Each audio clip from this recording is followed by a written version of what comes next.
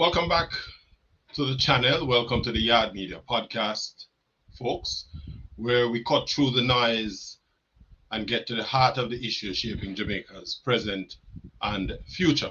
Now, today, we're talking about Hurricane Melissa. Yeah, we're still talking about Hurricane Melissa, the storm that shredded nearly a third of the island. But this episode isn't just about the hurricane. It is about what Hurricane Melissa revealed.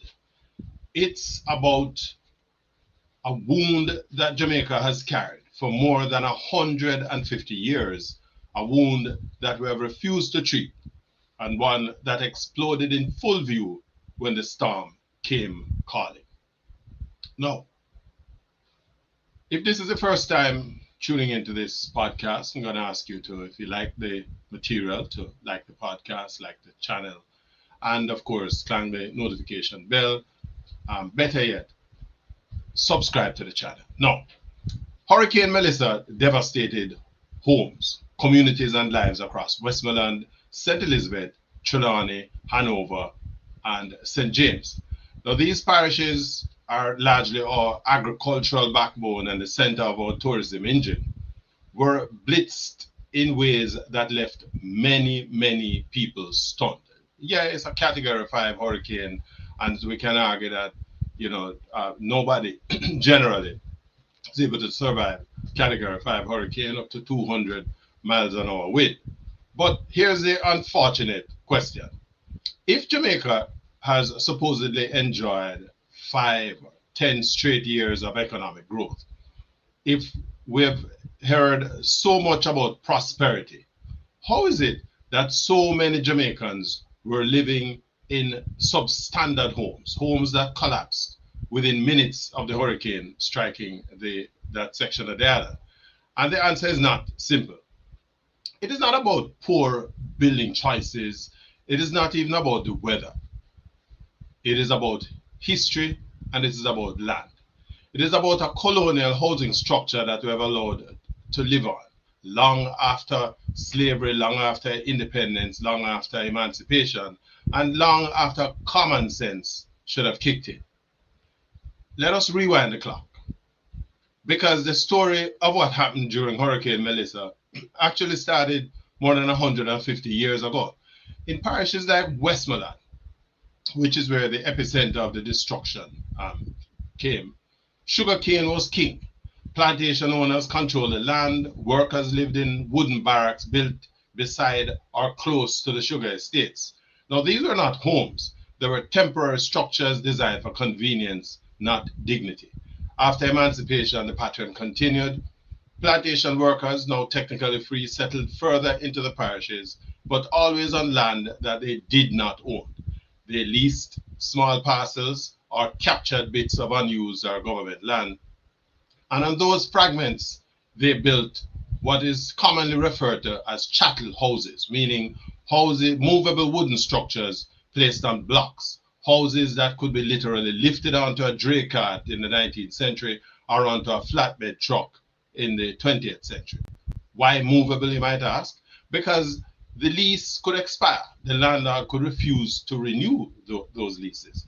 And if you didn't own the land, your entire life had to be lifted up, moved away. In other words, it had to be portable. Imagine that.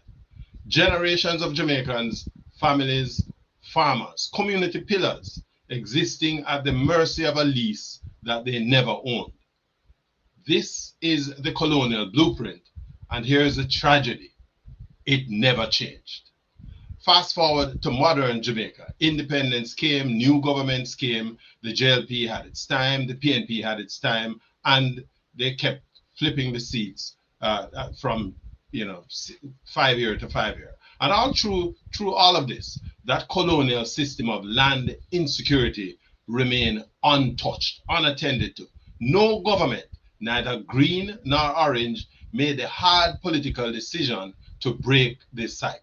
They talked about housing, they promised land reform, but the people in these parishes, they inherited leases, not titles, houses, not homes, and vulnerability, not security.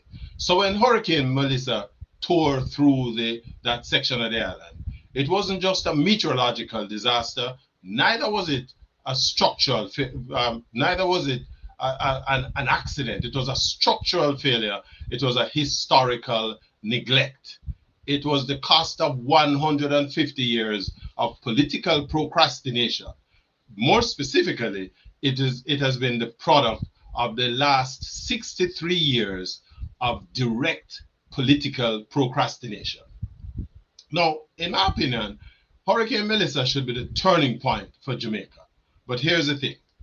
If we're willing to look at this moment honestly, really honestly, Hurricane Melissa is giving Jamaica an opportunity that we cannot waste.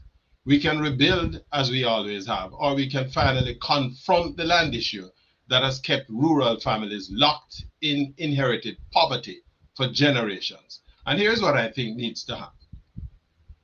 Westmoreland, St. Elizabeth, Hanover, St. James, Trelawney, these parishes need special legal status to accelerate reconstruction and planning approvals.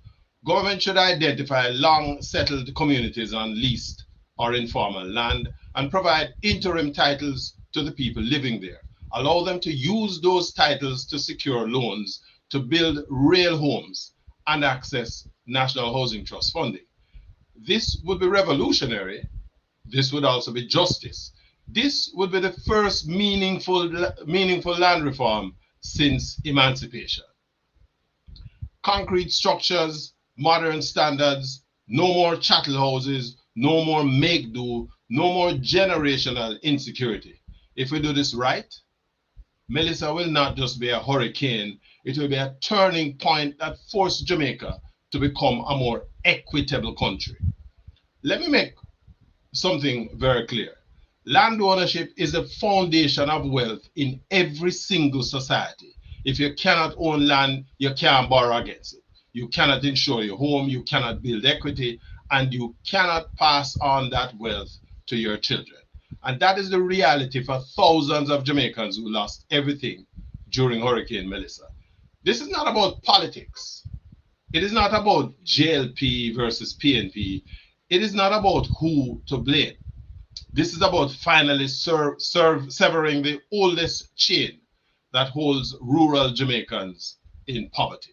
Because if the person who builds on the land cannot own it, they will always be vulnerable. They will always be one storm away from a devastation. They will always be rebuilding from nothing. Melissa didn't create the current crisis. What Melissa did is that it revealed it. And now Jamaica must decide what to do with the truth. So here's a question. Are we finally ready to fix the thing that we have ignored for 150 years or more?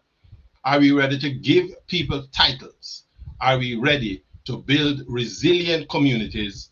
And are we ready to bury this colonial relic that gave Jamaicans a foundation that cannot be blown away by the next storm? Because if we don't, we're just simply rebuilding the past.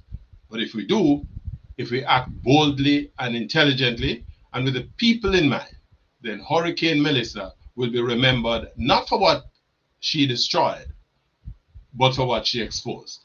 And for the first time in generations, Jamaicans could begin building a future on ownership, security, and dignity. Thank you very much for joining me on this episode of the Yard Media Podcast. And if you found the discussion important, let me just implore you to share it with someone. Start a conversation. This is the moment that Jamaica needs you involved. Again, if this is your first time, like the material, like the video, subscribe to the channel because that helps us to grow as well. And so until next time, walk good, stay safe, and stay informed.